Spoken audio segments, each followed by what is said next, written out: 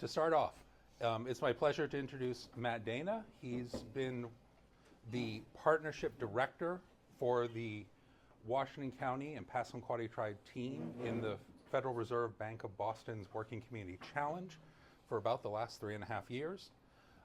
He actually came to that from a long career of public service that included a long stint as a game warden for Indian Township Tribal Government and as chief of police, as well as serving as the tribal representative in the Maine legislature. And with that, Matt Dana.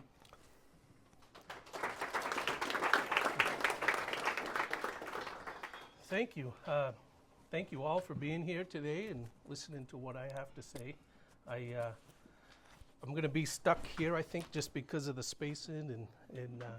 So welcome to my first actual training out beyond a very specific group. So I did this training, a much longer version of this training, with the initiative directors for the Working Communities Challenge across Maine.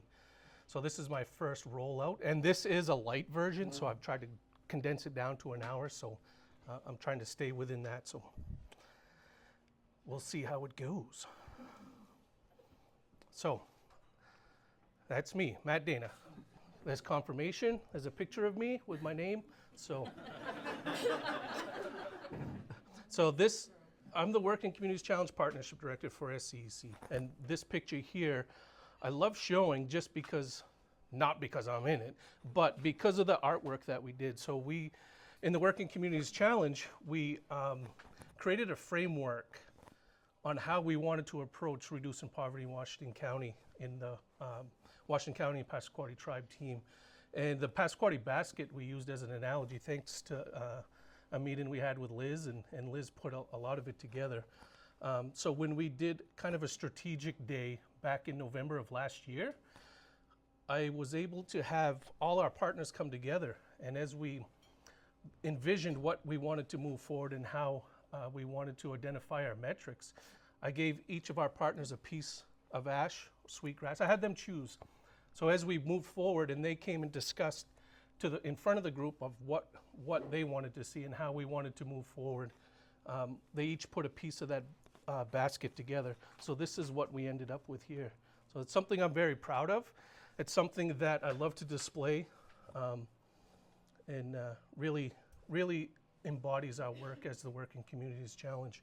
This training has come from part of that. So 4 of those strategies that we work with in the Working Communities Challenge is school community partnership, childcare issues, helping workforce development through Startup Down East and revisioning their contract. And the 4th one is providing cultural and policy training throughout the county. So this is a product of that 4th strategy. So as we move forward. So these are some of the hats that I wear. This Washington County Passamaquoddy Tribe team. I'm a father, a grandfather, a husband. I'm also sit on the tribal council at Indian Township, going on my 6th year consecutive, I think 8 years total. And sometimes I hate tooting my own horn, but I was instilled with a lot of knowledge growing up in my grandmother's house on how we lived as Passamaquoddy people within ceremony, culture, how we lived off the land. So I have now that I hate to admit I'm old. So, and 45 for a Passamaquoddy can be old, with our life expectancy being the low 50s. So now I have that responsibility of sharing that with our youth and our people as we move forward. So that is seen as a responsibility within the culture. So I'm here to talk about the responsive HR, making policies that matter. Is my title. I kind of played with that. It took me a bit to get there, but I think that encompasses what I've been trying to say. And again, this is a light version. So I'm using Sunrise County Economic Council bereavement policy as our case study, and how we move forward, and how we came to the arrival of the change of the bereavement policy, why we came to that decision, and the benefits and outcomes. And later, as I move through the slides, I'm going to have an interview with Gabby, and we'll get to hear some of that firsthand knowledge and how we got there. So we're more than happy to share with you all. So how it all started. So when I first started and got hired as the Working Communities Challenge Partnership Director, Just speak right into the mic. Speak right into how's the that? microphone. There you go. So I is that better? Okay. Can you hear me in the back rooms? Clap real loud. So I tend to be soft-spoken, and I know that, and I tried to get away from this mic. I think it served me well as a law enforcement officer to be soft-spoken because I got a lot of things done that others didn't. But so here we go. If you can't hear me, and I appreciate that, Cecil, putting that mic right in my face. So now I'm stuck here. Thank you, Cecil. So that shakes off some of the nervousness that I may have had. So back in July of 2022, 3 months, less than 2 months of starting in this position, we hosted a training presented by Liz Neptune. The cultural, was then called Cultural Competency and Increasing the Understanding of the Passamaquoddy Tribe. And Liz facilitated that training and asked me to help and chime in when I could. And feeling pretty brand new to that role and to that training. I never had taken her training. I learned a lot of stuff that I didn't know as a Passamaquoddy tribal member, but I was able to chime in and give some of my thoughts and experiences to the group. So this is where the idea of changing the policy came from. So it really, it gives an overview of cultural humility and sensitivity from the Passamaquoddy lens. And Liz does an amazing job teaching that, and she's allowed me to steal some of her concepts and slides. And I'm gonna actually ask her to do a story here in a little bit for me so I don't butcher it, and that help drive some of that point moving forward. So this is where it started from. And so I think Charles, as the executive director for SCEC, really heard what we were saying in that and how we can make policy. I don't think it was directly about policy, but that was what came to mind about how to be more responsive to individuals that work within the organization. How can we better create a cultural, an office culture that was inclusive and allowed for many different aspects to come together and really make it a better place to work. And SCEC, I'll say right up front, is an amazing place to work. So culture is defined as a shared traditions, beliefs, customs, history, folklore, and institutions of a group of people. Culture is shared by people of the same ethnicity, language, nationality, or religion, and also within an office and an organization. It's a system of rules that are a base of what we are and affect how we express ourselves as part of a group and as individuals. We develop in some type of culture, and our environment determines what we learn, how we learn it, the rules for living with others, how we interact with each other, how we treat each other. These rules are transmitted from one generation to the next and are often adapted to the times and locale. These rules are absorbed by children as they develop through word of mouth or just osmosis, just by example. But I think I want to add a little bit more with the office culture that really it sets a tone from the top on how things are done, how things are approached, and how things are moved through the system. And having a good leadership in that organization really helps set the tone for some office culture. So I'm going to give a little bit of what a cultural humility piece of how we got there to this and give a bit of background. Some of you may have attended Liz's trainings, and this may be a repeat, and others have not, so please bear with me if you have. So cultural humility is not just adding different holidays to the calendar or the fight over Columbus Day or Indigenous Peoples Day. It's not just hiring from a diverse population. It's not just ignoring differences, it's recognizing those differences and accepting those differences within the organization. it's not just about prejudice and racism. There's a lot of things that come with that. There's even many things that we do that we don't realize is racist, built into systems that we don't even recognize. Many times I don't recognize it myself, being a Passamaquoddy man in a system and just knowing that as status quo. A couple of times at the legislature, as a tribal representative, I moved through the system through the rules that I knew. And I invited some law enforcement to come and speak on a bill that I was sponsoring. And a couple of them were non-tribal, and their experience of how I was treated at the State House, they were appalled. And to me, that was no different. It was normal to me. It was how that system treated me, and that's how I accepted it. I didn't realize the difference until my non-tribal friend said, I can't believe you have to deal with that every day. So that's just something to think about. It's not just about tolerance, it's not about just putting up with it. It's about integrating those differences and those the diversity within the organization, and how to build a better system for all, not just for one or two. Just being aware of differences, no change in behaviors. I'm going to challenge you at the end to change some of your behaviors based on some of the stuff I present to you today. It's not the same as affirmative action. It's not about creating a space for individuals based on affirmative action. It's not that. It's coming to an understanding. It's a learning cycle. It's something that's continual and will always keep going as an individual, and I ask you to do that. And it's not attending one training. So this is just one quick training. Like I said, it's a light version, and Liz has trainings all the time. And so I'm going to put another plug in for Liz at Neptune Advantage, and she does a great job giving a Passamaquoddy perspective in the cultural humility. So I stole this one from Liz, and it really, it says a lot, even though it's very simple.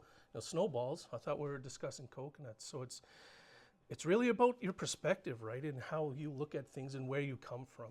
How does that, that can be, I can totally see that happening, right? And it happens every day.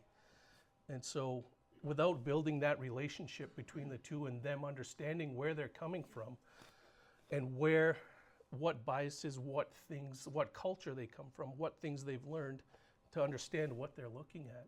So they're building that relationship in there, and that they now recognize that they're looking at the same thing from two different lenses.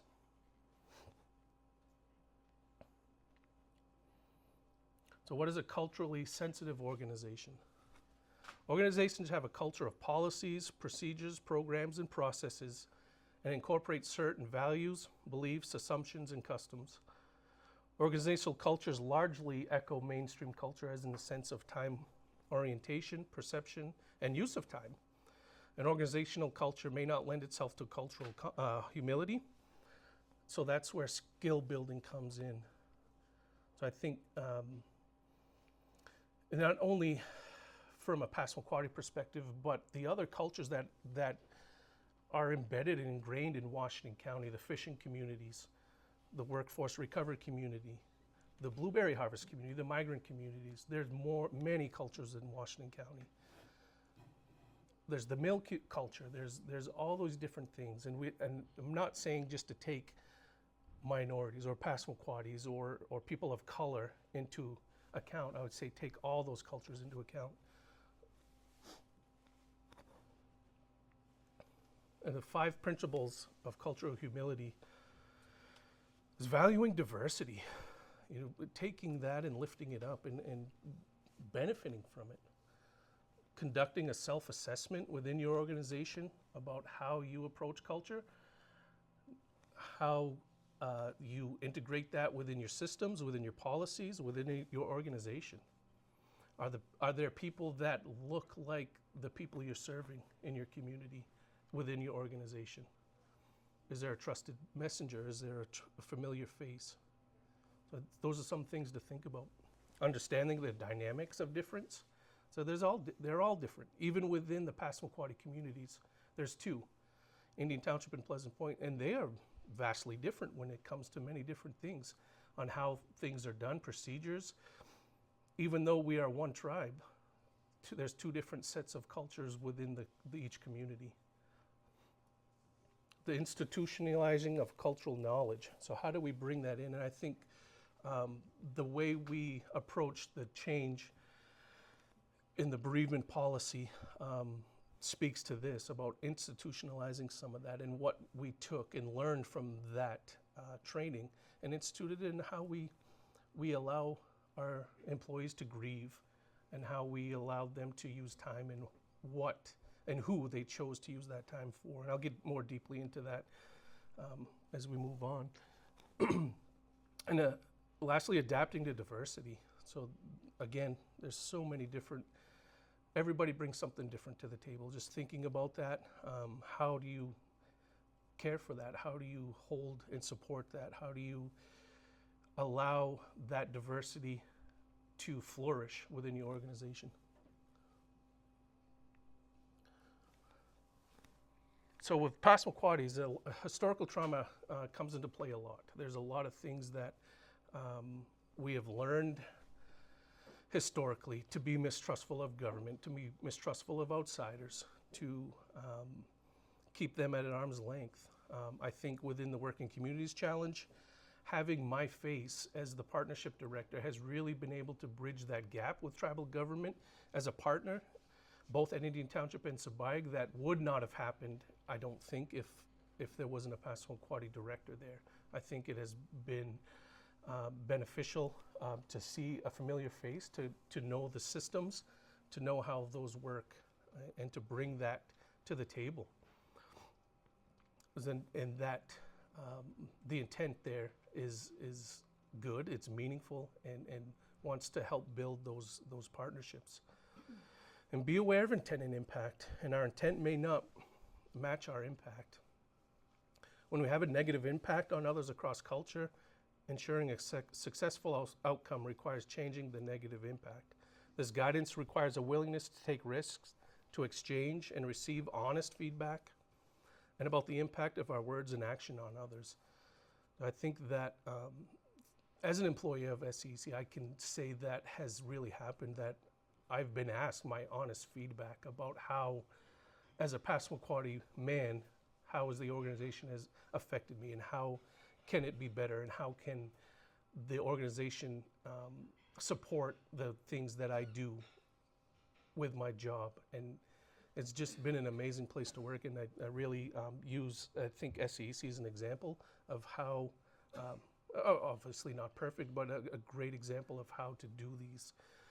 And it is possible to be well-intentioned and still say and do hurtful things. And I'm going to refer to Liz and ask her to tell a story that she shares within her training that really talks about impact and intent. It's a great example. It's one of the best examples that I can think of to illustrate how important it is to not make assumptions, right? So back from my health center days when I was administrative for the health center in Indian Township, we were in the process of rebuilding all of our behavioral health services, right? So we had a contract that ended. We wanted to hire new staff.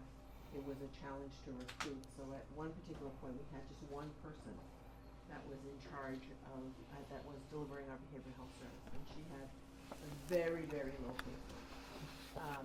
So one of her tasks was to build up her client caseload, was actually to go to tribal court, right, to get some court referrals. She went to tribal court. She was very excited to receive her first court referral. She went up to the gentleman and said, "Oh my goodness, we're gonna spend a lot of time together." And he shook his head. He said, "No." She said, "Yeah, the other judge said, you're gonna come in and spend 10 sessions with me. It's gonna be great." And he said, "No." And he said, "Well, yeah, you judge ordered it, 10 sessions." And he said, "I think I'd rather go to jail." She said, "What?" He said, "Yeah, I think I'd rather go to jail." And she was taken back by that a little bit and asked, "I'm sorry, I don't quite understand." And he showed her his hands, and they were all scarred up. He said, last time I talked to a white woman, this is what happened. Right? And he had been beaten, Right? His hands had been beaten and they were scarred from that experience. So he would much rather go to jail.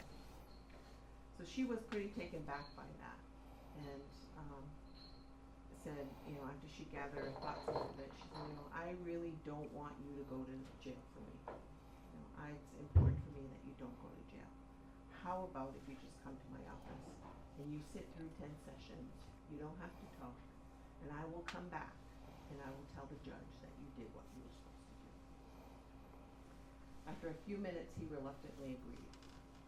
So he went back in and he went to her office every week for a few weeks, and he'd walk in, sign in, they'd sit there in silence. 15 minutes later, he'd get up and he'd leave. After a few weeks, she said, sitting in silence is really, really hard for me. So how about we just talk about the weather? How about we talk about, the game the kids had last night, just chit-chat.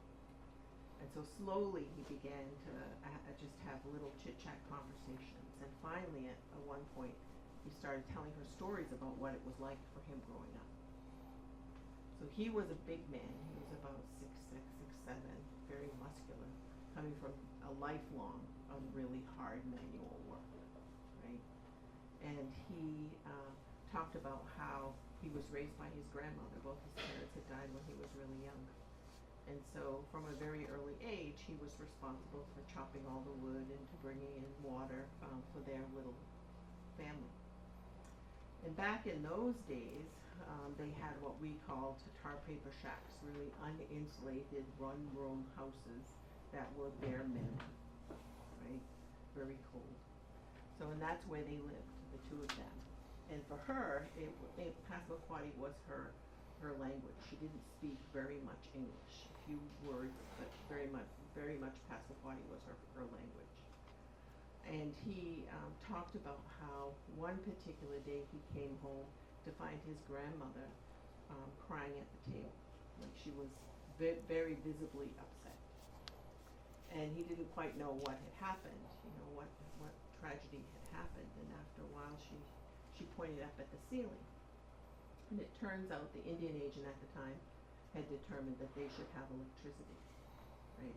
So they had come in and they had the lights strung from the wall, or even from the ceiling, and they were pointing down, and she was sobbing at the table. And so the therapist has said, oh my goodness, how different your life must have been from that point, right? She's thinking tears of joy. And he said, no, that didn't change very much. She said, well, how could that be? You had electricity for the first time. Your life must have been so different from that point on. And he said, no. He said, my memory for a long time after that was how I could soothe my grandmother, right? She had been traumatized. She said, what? How could that be? I don't understand. And he said, well, the Indian agent had decided that they would put in electricity. They didn't give us light bulbs, and we didn't have money for light bulbs, right? And so that story I like because you could have the best of intentions, really think that you're doing something really wonderful for a family, and have the exact, actually opposite effect, right? For this particular family, they didn't have the resources to buy light bulbs. They weren't given to them. They didn't have the money. And so all that instant had offered that family was trauma, right?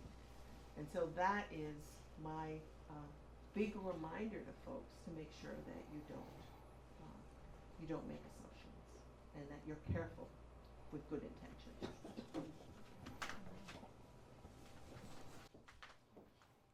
Thank you, Liz. I felt that story would really emphasize about intentions and assumptions, and how that thinking you're going to change somebody's life could create a traumatic event.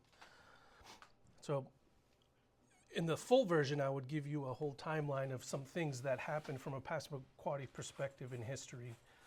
We were told by state court that we no longer existed in the tribe as a tribe in the 1800s.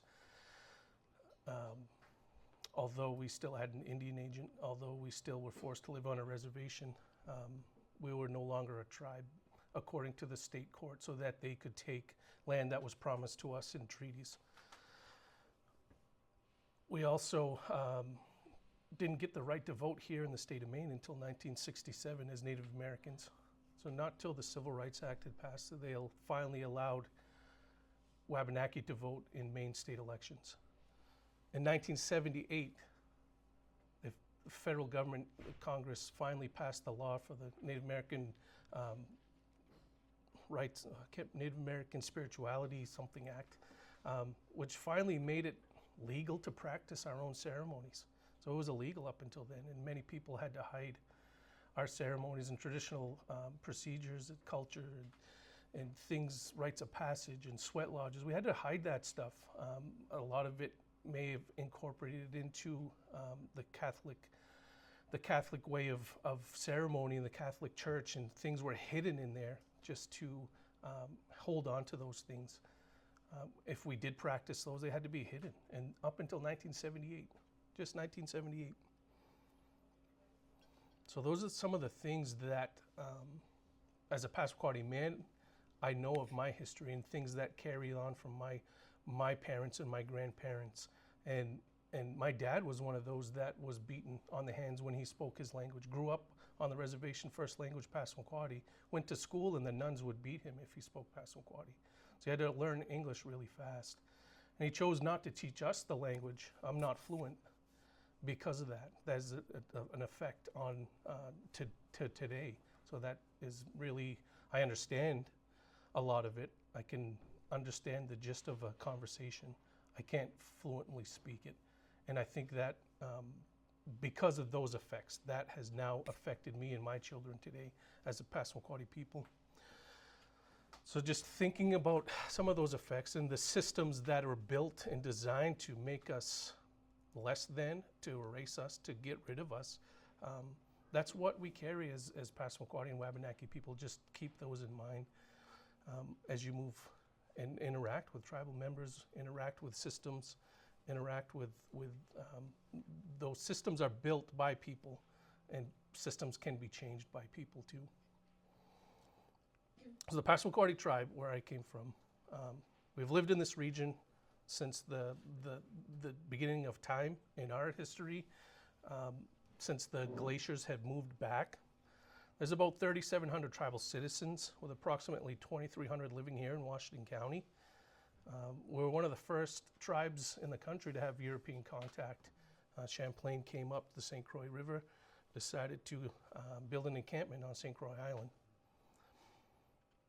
We have extensive socioeconomic factors that directly impact our health status.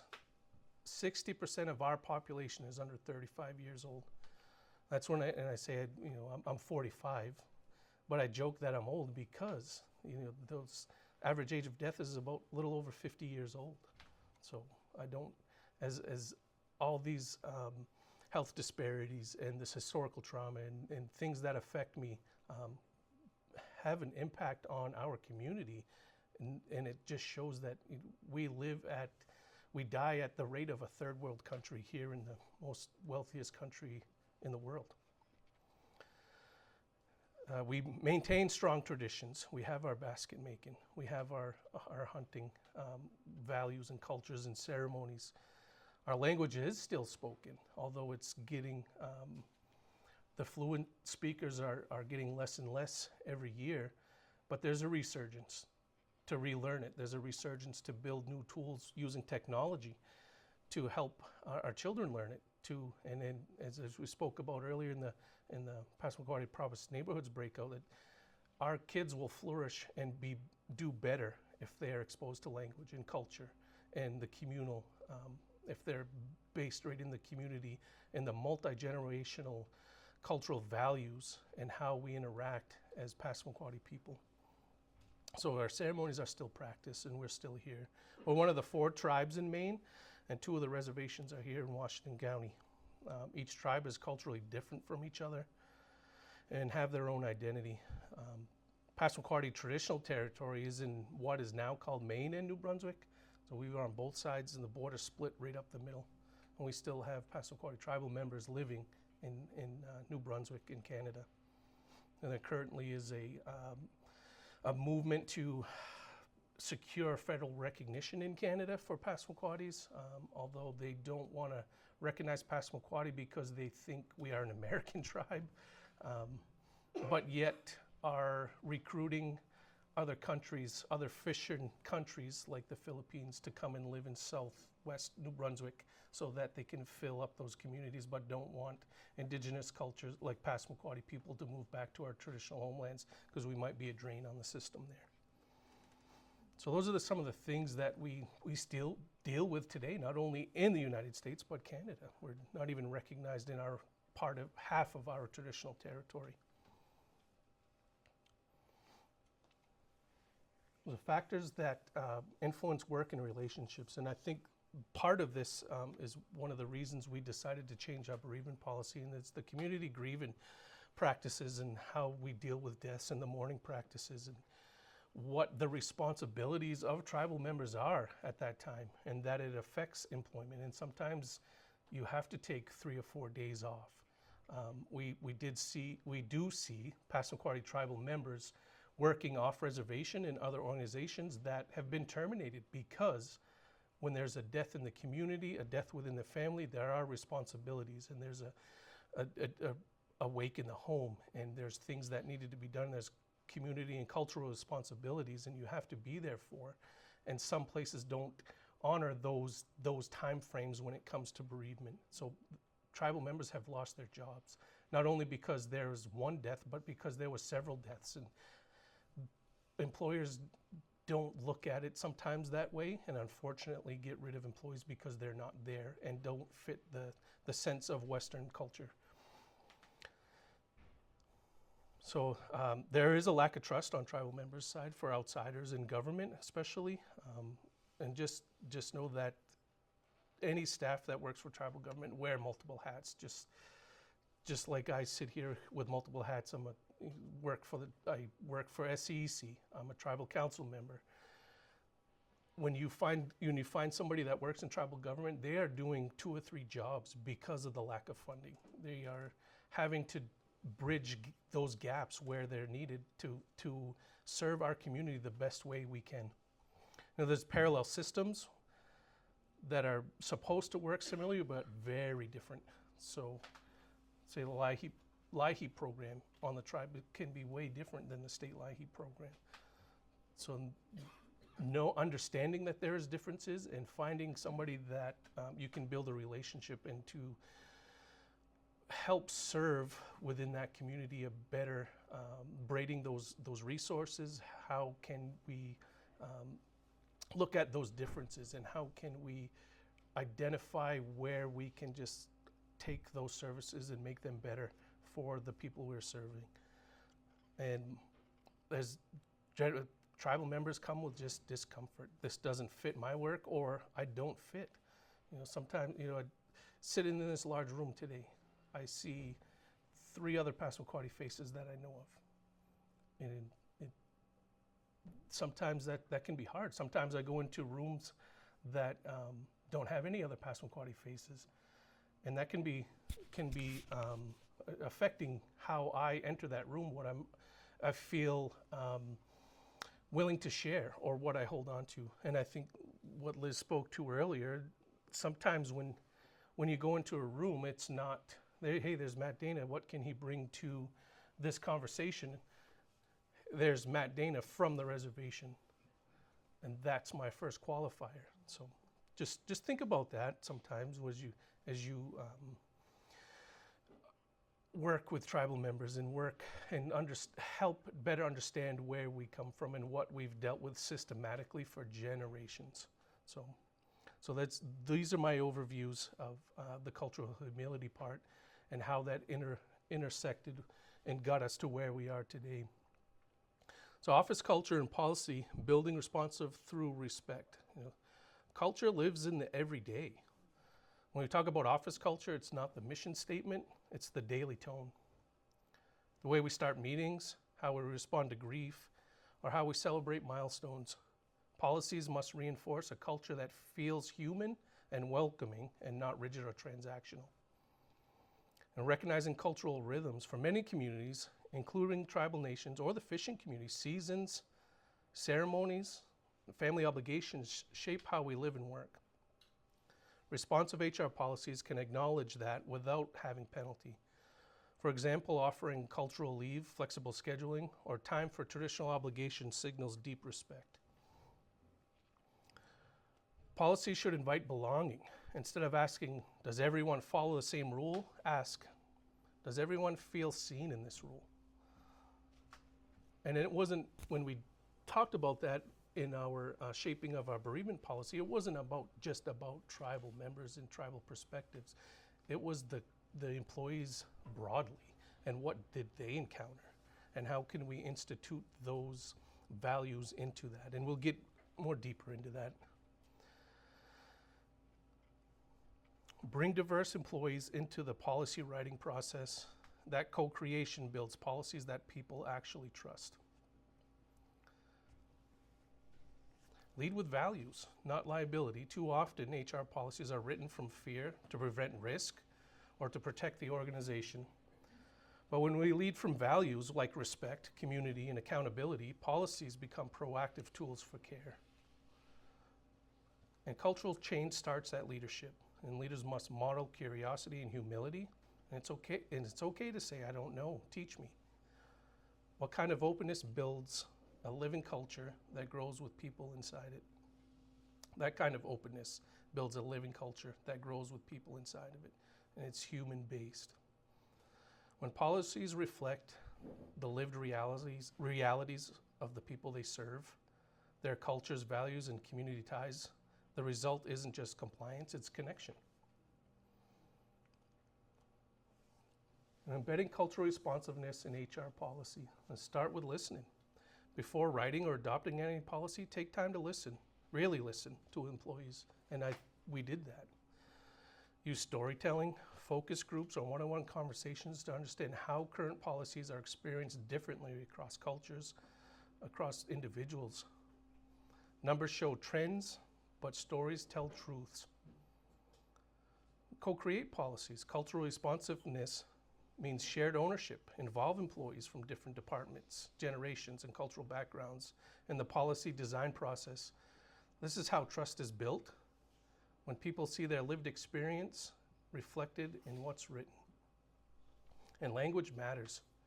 Policy language can either empower or alienate. Use clear, respectful terms and avoid phrases that suggest punishment, mistrust, or exclusion. For example, shift from unauthorized absence to an unplanned cultural or family leave. And flex where you can. Flexibility is one of the most powerful signals of respect. For some, a funeral may last several days. For others, certain seasons involve community responsibilities. Recognizing these as legitimate needs rather than exceptions builds belonging and retention. Review regularly. Culture isn't static, and I mean office culture, and neither should policy. Set up a review rhythm to revisit how policies are landing in real life. Make this an open process where employees can suggest improvements without fear. Cultural responsive HR policies aren't about adding more rules. They're about making space for the realities of the people who work with you. When people see these values reflected, they show up fully, and that's what builds strong, resilient organizations. From policy to practice, everyday actions for responsive leadership. Responsive leadership begins with humility. Instead of assuming intent or understanding every cultural nuance, practice curiosity. Can you help me understand? This simple shift from authority to inquiry changes how people experience HR and leadership. And I think using Liz's story as an example of that really reflects and models that curiosity. Make space for voice. Policies only matter when people feel safe to speak up about how those policies affect them. Create safe feedback channels, listening session, open office hours, or anonymous forums, and actually act on what you hear. The follow-through is where trust grows. Honor lived experience. Traditional HR frameworks often value formal educational corporate norms. But cultural knowledge, whether from community leadership, caregiving, or language preservation, is also expertise. Recognizing that in hiring, evaluation, and development deepens equity. And I think the leadership at SCEC has really done a great job in that. They've sometimes, no, how do I say that? So they've been allowed me to share what I know from the tribal systems and incorporating that within how we do business on the day-to-day. And I think it reflects in many parts of the initiatives throughout SCEC, especially FFD. And they say when they serve Washington County and the Passamaquoddy tribe, and the relationship with the Passamaquoddy Promised Neighborhoods grant, and that SCEC is developing that evaluation for that grant for Passamaquoddy Indian Township. So it's really, I've seen a growth in my 3 years as a Passamaquoddy person within that organization. And show flexibility. Best leaders don't weaponize policy, they interpret it with compassion. When someone needs time for ceremony, family, or healing, responsive HR sees that as a part of a holistic wellness, not non-compliance. Nope, I hit the wrong button. I gotta see my notes. These are the new slides of it, so if you could tell it kind of sounds scripted, but I don't know them by heart yet. Celebrate diversity in action. Representation doesn't end at hiring. Celebrate milestones, cultural months, contributions from all backgrounds, not performatively, but through shared storytelling, mentorship, and acknowledgement of impact. Leadership isn't about enforcing culture, it's about shaping it. Every small decision, every compassionate exception is a chance to make your workplace a model for what responsive, human-centered HR truly looks like. So, getting into some of the nuts and bolts of our policy. So we during that cultural humility training, Charles, the executive director, again, heard the mourning practices and how that affected employment off reservation for Passamaquoddy tribal members. And he also really heard the meaning of family. So our previous bereavement policy had 3 days, and it was a very specific blood family relationship that you could use it for. Some of the Passamaquoddy mourning customs, just to give you an idea, so historically things stopped for 7 days. Nobody left the reservation or the village, and everybody came in at the time. The community took care of the family, so those in mourning didn't need to do anything. They fed them, they took care of their house, they took care of their children. Ceremonies took place, tribe gathered, and people sang songs, and we moved through our mourning. And currently, as some of you may be aware, all tribal government meetings stop. They're rescheduled during the time the body's on the reservation during our wakes in our homes. They're held within our home for 3 days and 2 nights. Sometimes someone stays awake the whole time the body is within the home. So there's somebody that stays awake all night long. There's food, the community brings food, and ceremonies occur all through those 3 days. Songs are offered, prayers, visitation. People come in 1, 2, 3 o'clock in the morning and pay their respects. And the tribe just gathers at the wake, and we surround each other and take care of each other.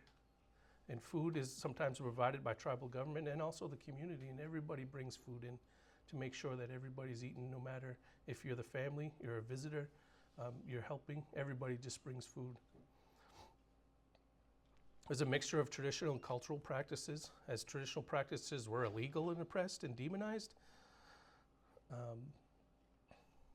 So those are some of the, and then after 1 year, we hold a feast and a ceremony after to recognize those that have gone. In a family, what's the meaning of family? What would you say, Jason, your family is? Yeah, who is your family? My family's my extended Yep. family. I mean, it's more than my nuclear family. Yes. My grandparents. Yes. Yeah, Yep, absolutely. And that's how the tribe feels. It's more than just who lives in your house, and it's more than just your mother and father and your grandparents and your children and grandchildren. It extends. So Blunny's my second cousin, technically. She's my sister growing up. We're a brother and sister. We're that close, and that's what we would say. Liz is my mentor. Liz, she's my cousin. She's my second cousin, but it's to me, she's my cousin. There's no separation. 1, 2nd, 3rd, 4th. She's my cousin. We're family. We grew up together, and we learned things together and shared things together. So during that time, Charles heard that definition of family and how the tribe holds that dearly. And it's an extension of more than just nuclear, as Jason said. So we allowed that to change. We allowed that to, I'll get into that a little bit more. So with that being said, we're exploring some responsive HR, how that looks through SCEC. And I just want to welcome Gabby Montoya-Eyerman, who is our HR director. And we're going to have You didn't tell me that my picture was going to I got a warning about that. warning, don't look behind. So as we talk about the shift that happened, can you explain the process that we went through to get to where we are today? Excuse me. Well, first Charles came and said we need to form a committee, and we need to be more than just, the HR people, which is me. And now I have Chelsea helping too, but she's out there. But it was just me, and so I said, well, we want to have Matt, and then we had another staff member join a small committee, and we met several times and just read the policy and figured out where it didn't fit, because we had that staff member go through a situation where they were helping care for a person who wasn't an immediate family member, taking them to appointments, doing things, and knowing that a time was coming where they were going to need more time because of the bereavement process for their family, extended family, and our policy didn't fit anymore. And so we needed to change it, and we needed to figure it out so that it fit more than, than just immediate nuclear family, that it included more. So we did, we went through, we revised language and revised it again, we took it to the board, revised it again, so until we felt like we were including, and it's pretty broad now. Yeah. Basically, anyone who really feels like they're your family and you need to grieve them because of the loss, you may do that. You may take that time, and we also added more days because we needed to take into account that tribal members needed to have enough days to go through the process, and we also recognize that sometimes people who are non-tribal members also need more than just 3 days, that it really wasn't enough. So yeah, that's how we did it. Yeah, so it really put the ability to identify the relationship on the employee rather than the policy. So how does that, updating that policy reflect the kind of culture we want to build? It definitely, I think, sadly, I've had to use the bereavement policy twice since we revised it. When my daughter passed away, and also I had my father-in-law pass away this year. And both times I was very grateful to be able to take the time I needed.